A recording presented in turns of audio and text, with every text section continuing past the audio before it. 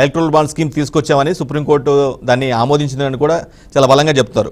కానీ దీనివల్ల electoral bonds వల్ల బ్లాక్ మనీని అరికట్టే పరిస్థితి ఉందంటారా యాక్చువల్ గ్రౌండ్ లెవెల్లో?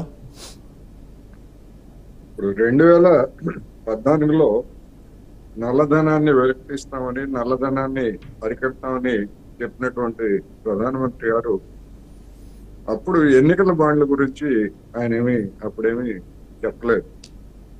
ఆ తర్వాత పోనీ నల్లధనాన్ని ఏమన్నా వెలికి తీశారా అంటే అలాంటి జాడెక్కడ మనకి కనపడలేదు.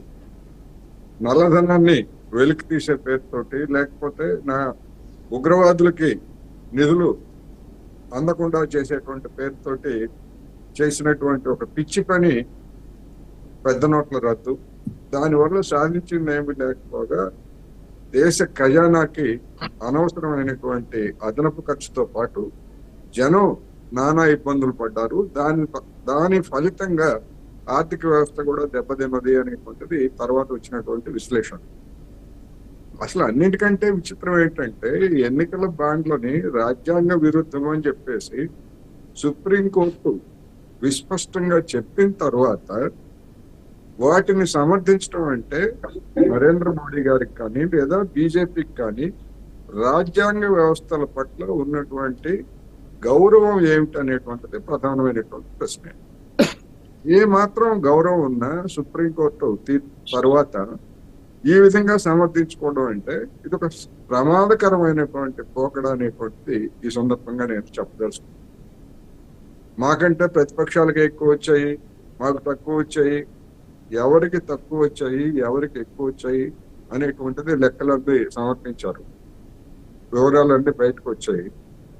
ఇక్కడ తక్కువ ఎక్కువ రావడం కాదు కదా, అసలు తీసుకోవడమే తప్పు, రాజ్యాంగ విరుద్ధం అని చెప్పి సుప్రీంకోర్టు చెప్తే దాన్ని వక్రీకరించి జనాన్ని తప్పుదారి పట్టించడానికి మేము చేసింది కరెక్టే అని చెప్పేసి ఇప్పటికీ సమర్థించుకోవడం అనేటువంటిది ఒక గల్లీ లీడరు చెప్తే దాన్ని మనం అర్థం చేసుకోవచ్చు.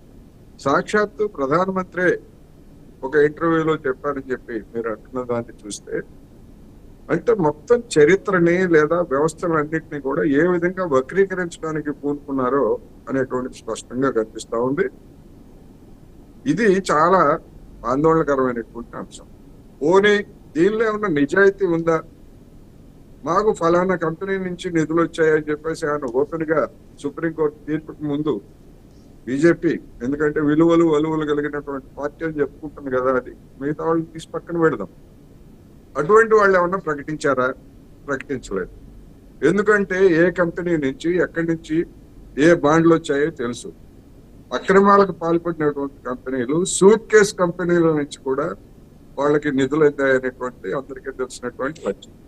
అటువంటి సూట్ కేస్ కంపెనీల గురించి మేము వాటన్నిటి సంగతి తేలుస్తాము, వాటన్నిటిని మూసేస్తామని చెప్పేసి ప్రగల్భాలు పలికినటువంటి నరేంద్ర మోడీ గారు తన పార్టీకి అలాంటి సూట్ కేస్ కంపెనీల నుంచి నిధులు వస్తే కనీసం వాటినైనా పేర్లు చెప్పినా చెప్పకపోయినా వాటినైనా తిరస్కరించారంటే అదేమి లేదు.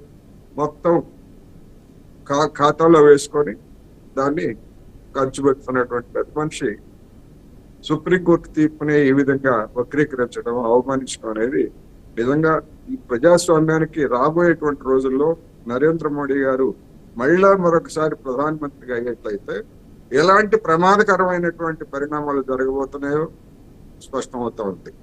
ఇప్పుడు ఎన్నికల ముందు తీర్పు వచ్చింది కనుక సుప్రీంకోర్టు తీర్పుని ఏదో విధి లేని పరిస్థితుల్లో అంగీకరించారు తప్ప, లేకపోయేట్లయితే పార్లమెంట్ లో తనకున్నటువంటి మెజార్టీతో చట్టం చేసి ఆ తీర్పునే వమ్ము చేసినా కూడా ఆశ్చర్యం లేదు. రేపు కనుక మళ్ళా అధికారానికి వస్తే అలాంటి ప్రమాదమే పొంచి ఉన్నది అనేటువంటిది ప్రధానమంత్రి గారి మాటల్లో స్పష్టం అవుతుంది అనేది రైట్. గిరిధర్ గారు, ఇది స్కీమ్ అనుకోవాలా, స్కామ్ అనుకోవాలా? మీ వ్యూ ఏంటి దీని మీద?